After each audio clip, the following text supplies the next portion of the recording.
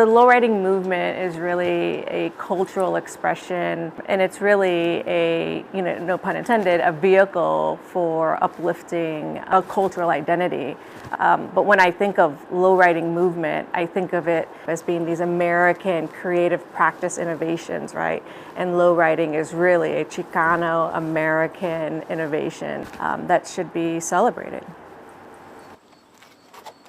It just starts with some metal, and to me it's my way of expressing my art and what I can do with my own hands.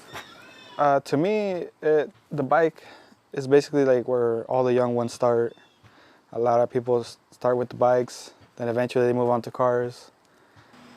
This one is an original lowrider from 2003. I did a lot of work to this, so it makes me proud to see people, saying, hey, this is a really nice bike. I think what's really fascinating about the ways in which expression is sort of presented through the cars and the motorcycles and bicycles is, the sort of touch points that individuals have with Americanism, right? Being an American.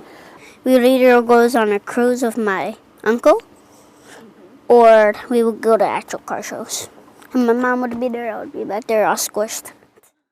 What I find the most fascinating and sort of lovely part of the lowrider movement is how sort of family-oriented the community is, right? And so it's this sort of generational, sort of passing down, right? Either sort of the ideology of it, be a car, a plaque, and that is really, in my opinion, the most sort of precious part of this creative practice.